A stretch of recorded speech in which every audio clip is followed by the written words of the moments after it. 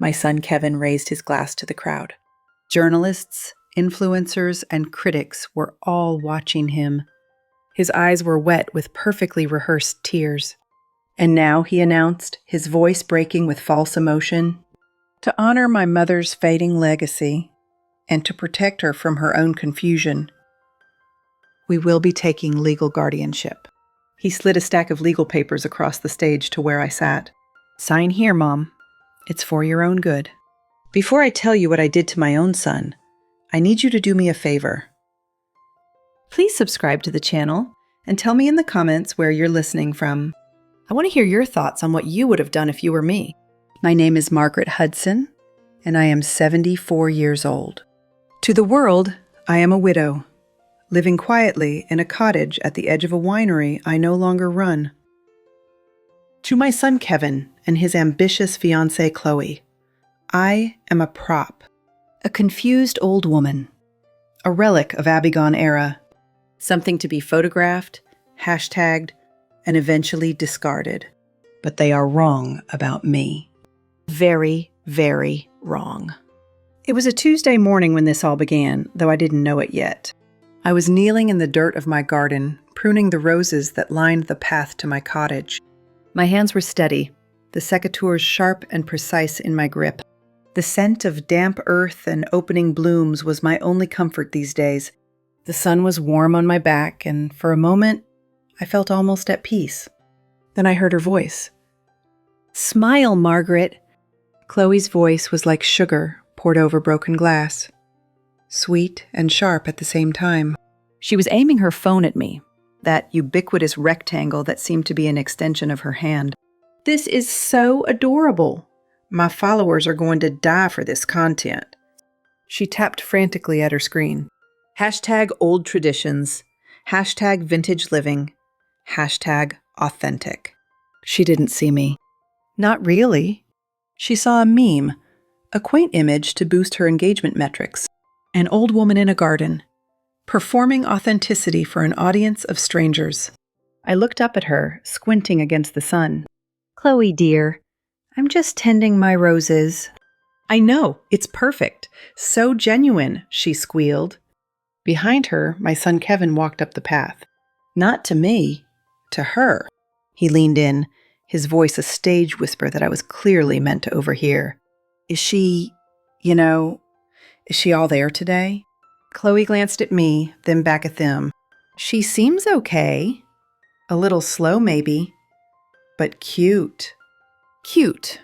Like a pet. Like a child." Kevin turned to me then, his smile automatic and empty. "Just smile for the camera, Mom. We're taking care of everything for you. Don't worry about anything. We've got it all handled." They think I'm confused. They think I'm the one who's fading, slipping away into some gentle dementia. They think I don't notice the whispers, the condescending pats on my hand. They think I don't know they're bankrupt. They think I don't know they're thieves. They are catastrophically wrong. Let me tell you who I really am. I am Margaret Hudson. 30 years ago, I revolutionized cool climate Pinot Noir in this country. I was the first woman to win the International Wine Challenge 3 years running. My blends were studied in enology programs from here to Bordeaux. Wine Spectator called me the quiet genius of American viticulture. I didn't just make wine. I made art. I made history. And then, 5 years ago, I made a decision I'm now paying for. I retired. Or rather, I stepped back. My husband Arthur had just passed away from a sudden stroke. The grief was a weight I could barely carry. The winery felt too big, too empty without him beside me in the cellars. Kevin, my son, was eager to take over. "Let me handle the business side, Mom," he'd said, his hand on my shoulder. "You've earned your rest. You and Dad built something incredible. Let me carry it forward." I wanted to believe him. I wanted to believe that my son, my only child, would honor what we'd built. So I moved into the cottage at the edge of the property. A small stone house with a view of the vineyard, surrounded by my garden. I let Kevin take over the main operations. I let his fiancée Chloe, a former lifestyle influencer with 60,000 followers, handle the marketing. I should have known better. Within a year, everything had changed. The wine changed first. Kevin and Chloe introduced a new line. Cheap, fruity, rosé-colored juice in flashy bottles with names like Pink Sunset and Millennial Dreams. Wine for people who didn't actually like wine. Wine designed to photograph well on Instagram. It was a disaster, at least to anyone who understood viticulture. But it sold. At first. Influencers posed with the bottles. Chloe's follower count exploded. Kevin thought he was a genius. I said nothing. I tended my garden. I walked the vineyard rows with Louis, my head viticulturist. Louis had been with us for 40 years. He understood the land the way I did, the way Arthur had. He was the only person on this property I still trusted. They're killing the soil, Louise told me one afternoon as we walked between the vines. His weathered face was troubled. Too much chemical fertilizer, no cover crops, no respect for the terroir. They want quantity, not quality. I nodded, my hand trailing along the leaves.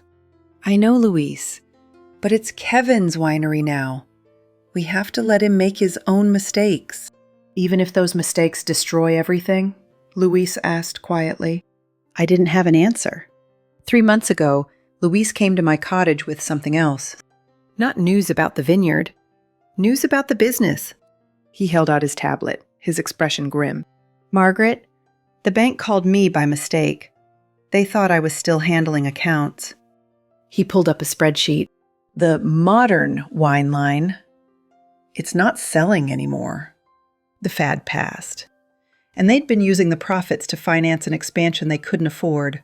I looked at the numbers. Red ink everywhere. They're bankrupt, I said quietly. Not yet, but close. Very close. Louis hesitated, then tapped his screen again. There's something else you need to see. He showed me Chloe's Instagram. Not her public account, the curated one with sponsored posts and aesthetic photos. Her private account. The one she thought only her close friends could see. But Louise's daughter followed her. And what she posted there was very different. Photos of me, asleep in my chair in the garden. Close-ups of my hands, age-spotted and wrinkled, holding a teacup. Videos of me moving slowly across the lawn. And the captions. Hashtag, confused old lady. Hashtag, time for retirement home, LOL. Anyone know a good nursing home? Asking for a friend, wink emoji. When your MIL thinks it's 1995. Hashtag vintage, hashtag not in a good way. I stared at the screen. My hands were perfectly steady as I handed the tablet back to Louise. I see, I said. My voice was calm, cold. What are you going to do? Louise asked. I don't know yet. But desperate people do ugly things, Louise. And they're very desperate. I was right to be cautious. That very night, something happened that changed everything. I have a security system in my cottage. Not the main winery security. Kevin controlled that. This was my own private system, installed by Louise 2 years ago. Small cameras, motion sensors, all linked to my laptop. I'd insisted on one camera in particular, aimed at the door to my private reserve cellar. The cellar where I kept my life's work. The O+. The O+ was my masterpiece. Arthur and I had spent 3 years developing the blend. It was 1998, and we were in the old cellar, the one dug into the hillside by hand. Try this, Arthur had said, handing me a glass. His eyes were bright with excitement. I swirled, sniffed, tasted, and I felt it. That moment when everything aligns. The perfect balance of fruit and earth, of power and elegance. Arthur, I'd whispered, this is it. This is the one. We'd embraced there in the cold cellar, the wine glowing dark ruby in the lamplight. We released only 100 cases that year. It sold out in a week. Wine critics went silent when they tasted it, searching for words that didn't exist. The phantom recipe, they called it, because we never released the exact blend. The O+ became legendary. We made it only in the best years. We sold it only to those who truly understood. And when Arthur died, I locked the remaining bottles away, along with my notebooks, my formulas, my life's work. The cellar door had a special lock. Arthur had forged it himself from iron, back when he'd had a metalworking phase. It was beautiful and unique, a work of art in itself. "This protects our soul, Margaret," he'd said when he installed it. "This is us. This lock guards everything we are." That night, my laptop chimed. Motion detected in the main cellar. I clicked open the feed, expecting to see Luis or maybe a raccoon. Instead, I saw my son. Kevin and Chloe stood at the door to the reserve cellar. It was after midnight. They weren't supposed to be there. Kevin had bolt cutters in his hands. I watched, frozen, as he positioned the blades around Arthur's beautiful handmade lock. "Are you sure about this?" Chloe's voice came through tinny and small. "We don't have a choice," Kevin said. "This is the only thing that can save us." He squeezed. The sound of metal snapping echoed through the feed, through my laptop speakers, through my chest. Arthur's lock. Broken. Our soul. Violated. I pressed my hand to my mouth, forcing myself to stay silent, to keep watching. They pulled open the door. The cellar light clicked on. I watched them go straight to the shelf where the O+ rested. 6 bottles. All that remained of our 2015 vintage. The last great year. Kevin cradled them like treasure, but Chloe went for something else. My notebooks. Leather-bound journals where I'd recorded every experiment, every blend, every failure and success. 40 years of knowledge. She grabbed them, flipped through the pages. "This is it," she said, her voice dripping with excitement. "This is what we'll tell them we developed. With AI." Kevin laughed, a sound I barely recognized. An AI-assisted blend, inspired by historical data. They'll eat it up. No one will ever know we just stole Mom's old recipe.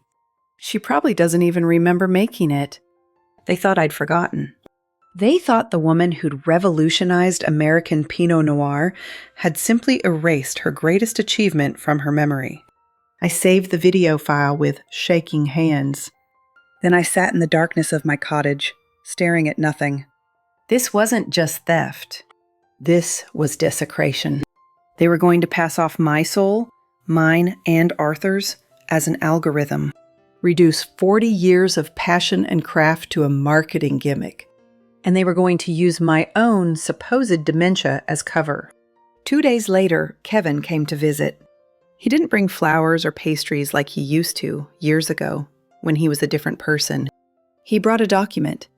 He sat at my kitchen table, pushing aside my seed catalog to spread out papers covered in legal print. "Mom," he said, not looking at me, looking at the papers. "We need to talk about your health." I said nothing. I sipped my tea and waited. "You've been forgetting things, getting confused." He glanced up at me with what he probably thought was concern. "Chloe and I have been documenting it.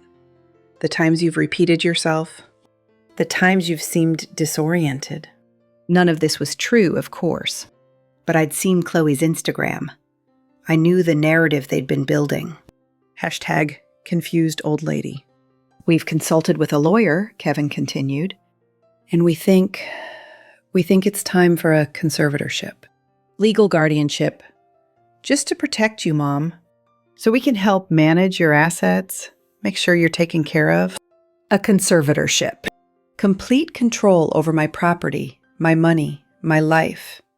The same legal tool used to trap and exploit vulnerable elderly people. And he was trying to use it on me." I looked at my son, really looked at him.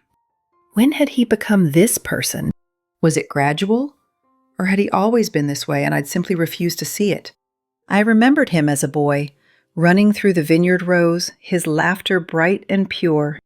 I remembered his college graduation, how proud Arthur and I had been. I remembered the day he told us he wanted to join the family business. "I want to carry on what you've built, Mom. You and Dad." Where had that young man gone? Or had he ever really existed? I let my hand tremble as I reached for the papers. Let my eyes unfocus slightly. I need to think about this, Kevin. I'm very tired. Can we talk about this another day? His jaw tightened in frustration. He'd expected me to simply sign. Toby compliant. Confused. Easy. "Mom, this is important. We need to move forward on this." "Please," I said, my voice intentionally weak. "Not today. I can't think clearly today." He stood up abruptly, his chair scraping against the floor. "Fine. But we're not dropping this. You need help, whether you realize it or not." He left, angry and empty-handed. I sat at my table for a long time after he was gone. Maybe I should just let them win, I thought. Maybe I'm too old for this fight. Maybe it's not worth battling my own child. But then I looked at the wall, at the photo hanging there. Arthur and me in the cellar, holding our first bottle of Opus, our faces glowing with joy and pride. And I heard his voice, as clear as if he were standing beside me. "Protect the land, Margaret. Protect what we built. It's all we are." I picked up my phone and called Luis. "It's time," I said. "We need to fight back." Over the next week, I learned just how desperate Kevin and Chloe had become. Luis installed additional hidden cameras in the main winery building. We discovered they'd been living there, essentially avoiding their apartment in town, probably because they couldn't pay rent. We heard their conversations. "The bank is threatening foreclosure," Chloe said one night. Her voice was high and panicked. "We have 6 weeks, maybe less. If we can't make the mortgage payment, the Opus will save us," Kevin said. "Once we launch it, once the critics taste it, we'll be back on top. The orders will flood in." "But we need Mom out of the way," Chloe insisted. "What if she sees the bottles? What if she figures it out?" "She won't," Kevin said. "She barely knows what day it is anymore. And once we get the conservatorship, it won't matter what she says. No one will believe her. She'll be legally incompetent." Luis and I listened to this conversation on his tablet. We were sitting in my cottage, the curtains drawn. "They've scheduled something," Louis said, pulling up another file. "An event. Next Friday night. A new product launch party. They've invited wine critics, journalists, influencers." I leaned forward. "What are they planning?"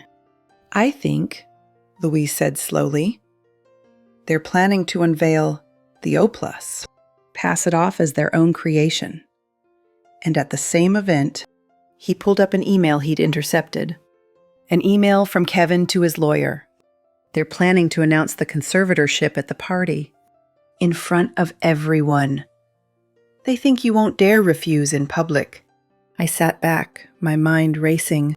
They wanted to humiliate me, toe-trap me in front of witnesses, to make me sign away my rights while cameras rolled and critics watched. "It's actually brilliant," I said softly, in a horrific way. "What do you want to do?" Luis asked. I smiled.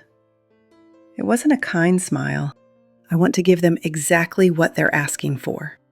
A show, a performance, a moment they'll never forget. I made 3 phone calls that week. The first was to Julien Delacroix. Julien was the most respected wine critic in the world. We'd known each other for 30 years. He'd been at the original Opus tasting in 1998, had written the review that made it legendary.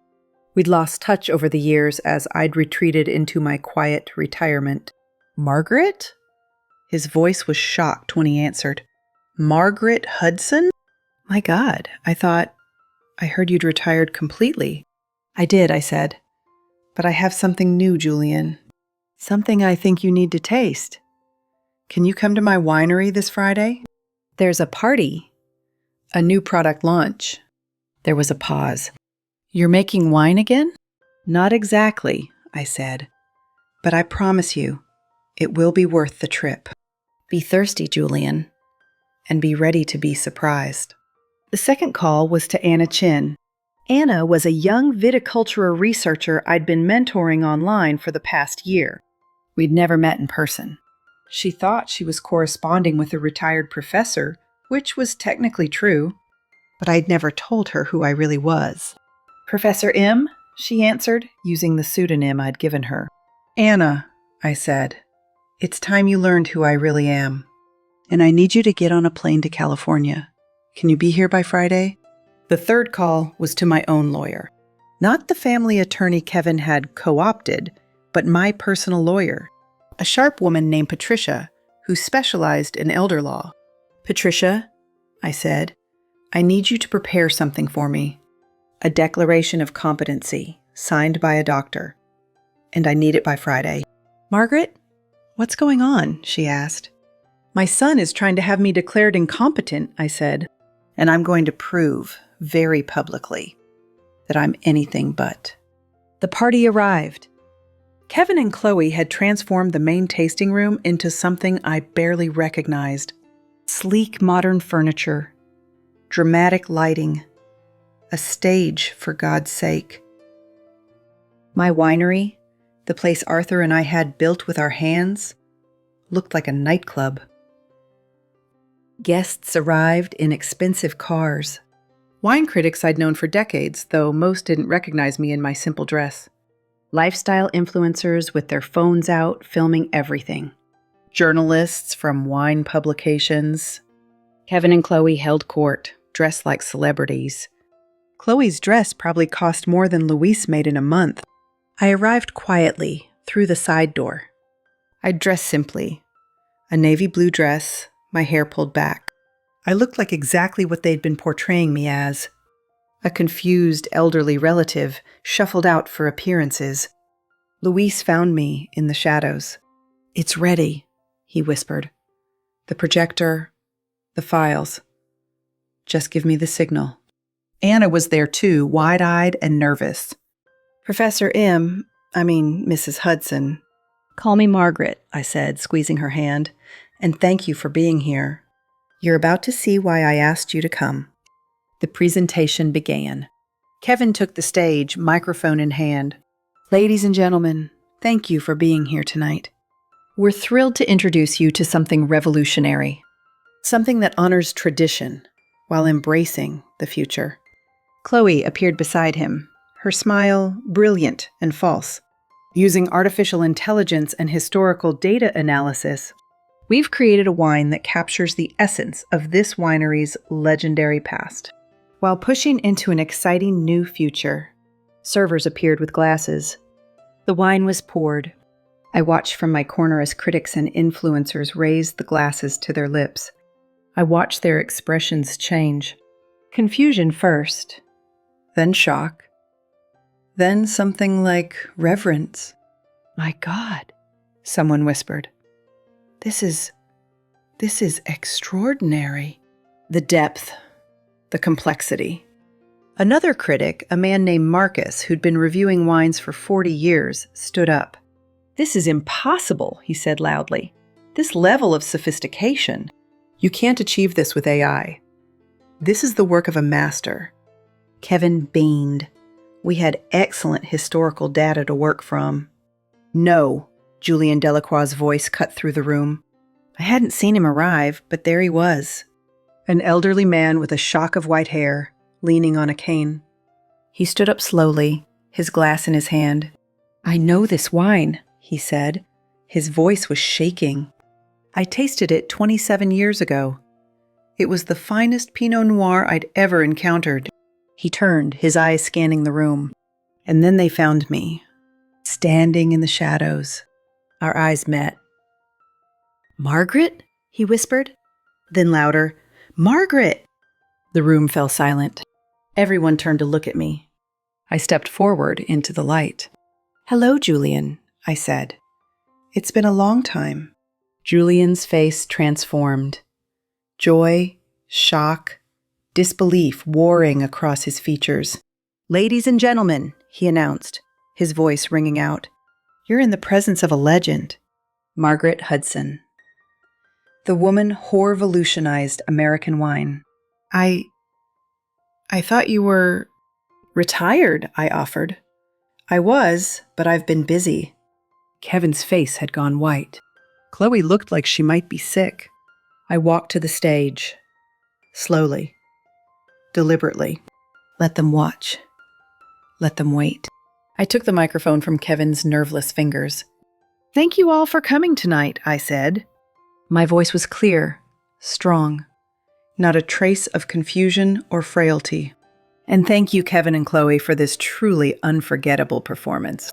Their smiles were frozen on their faces.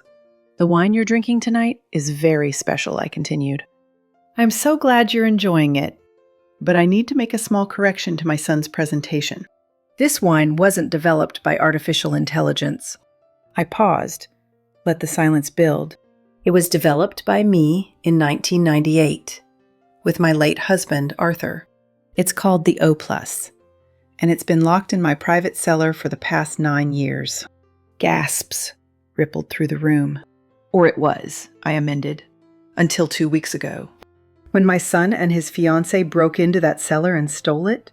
Stole it, along with my notebooks, my formulas, my life's work, planning to pass it off as their own AI-assisted creation." The room erupted. Kevin lunged forward. "That's not... Mom, you're confused." "Am I?" I asked. I nodded to Louise. The lights dimmed. The large screen behind the stage, the one Chloe had set up for her presentation, flickered to life. But it wasn't showing her carefully curated AI graphics. It was showing security footage. Crystal clear, time-stamped, undeniable. Kevin and Chloe at my cellar door. The bolt cutters. Arthur's lock breaking. The theft of the wine. The theft of my notebooks. Chloe's voice, tinny but clear. "This is what we'll tell them we developed. With AI." The room watched in stunned silence. Then Louise switched the feed. Financial records. Bank statements. The bankruptcy they'd hidden. The desperate emails to creditors. The motive laid bare for everyone to see. When the lights came back up, Chloe was crying. Not pretty. Instagram-ready tears. Ugly, desperate sobs. Kevin just stood there, his face ashen, everything stripped away. Julian had made his way to the stage. He held his glass up to the light. "The Hudson O+," he said, his voice filled with wonder and rage. "The phantom recipe. The wine that appeared once and disappeared into legend." He turned to Kevin. "And you tried to steal it. You tried to claim this mastery as your own." Julian's voice dropped, became cold. "You're finished in this industry. Both of you. No one will work with you. No one will buy from you. Your names are poison now." Other critics were standing, their expressions ranging from disgust to fury. Phones were out, filming everything. Not fawning coverage of a chic product launch, but the documentation of a spectacular downfall. Hashtag confused old lady indeed. I took the microphone again. "You were right about one thing, Kevin. My old ways are done. The quiet retirement, the gentle fading into irrelevance, that's over." I pulled a document from my pocket, the one Patricia had prepared. "This is a declaration of competency signed by Dr. Elizabeth Morrison, a board-certified geriatrician who evaluated me 3 days ago. Her conclusion? I'm in excellent cognitive health. Sharp as I've ever been, perhaps sharper." I looked at the conservatorship papers Kevin had tried to make me sign. Papers that were sitting on the table at the edge of the stage. "So no, Kevin. I won't be signing away my rights. I won't be declared incompetent. I won't be managed or controlled." I looked out at the room, at the critics, at the journalists, at Anna. "But I will be reclaiming what's mine. This winery, this brand, The Hudson name that you've dragged through mud. I pulled out another document. The deed to the property. This land was purchased by Arthur Hudson and Margaret Hudson in 1985. It has never been transferred. It remains in my name. And as the sole owner of this property and this business, I looked at my son, the woman who would have been my daughter-in-law. I am telling you to leave. You're fired. You're banned. You are no longer welcome here. Kevin found his voice then. You can't do this. This is my life. I've put years into this place. You put years into running it into the ground, I said flatly. Into bankruptcy. Into disgrace. And you tried to steal from me to cover your failures. So yes, Kevin, I can do this. And I am. Chloe made a sound between a sob and a scream. She grabbed her purse and ran.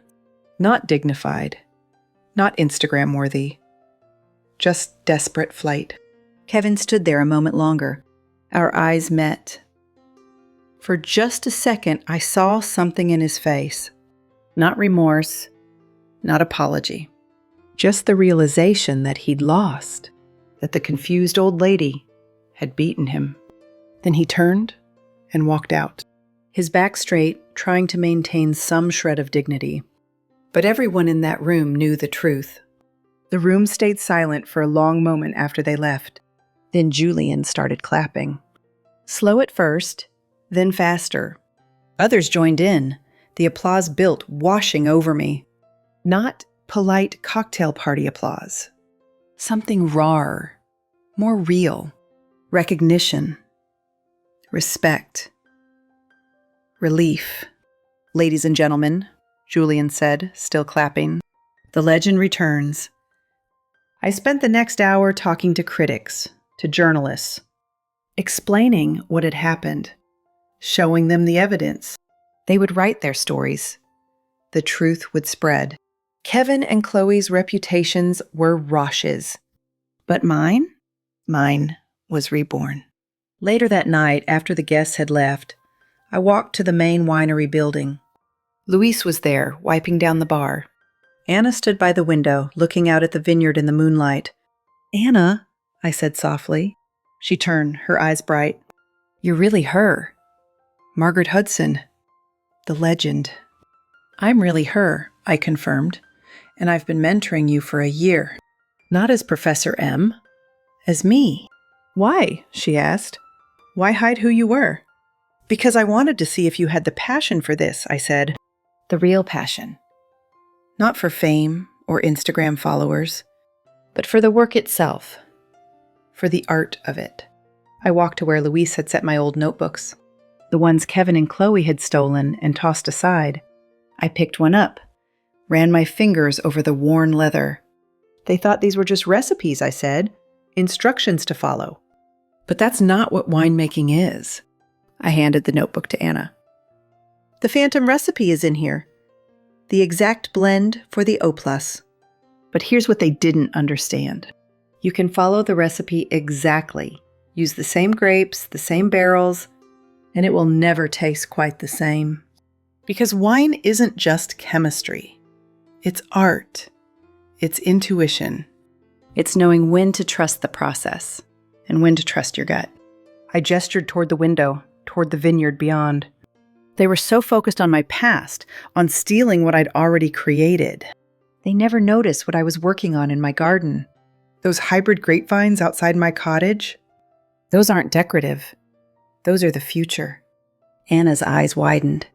You've been developing new cultivars? For 3 years, I confirmed. Varieties that will thrive as the climate changes. That will give us new flavors, new possibilities. Kevin and Chloe were blind to it. They only saw what had already been done. They couldn't imagine what could be. I looked at this young woman, brilliant and eager. I'd like you to help me, Anna, if you're interested. Not as my student. As my partner. She looked like she might cry. Yes. God, yes. Luis came over holding 3 glasses and a bottle. Not the O+, something else. "The 2019 reserve," he said. "I think we should celebrate." We sat in the empty tasting room, 3 people who loved this land, this craft. We raised our glasses.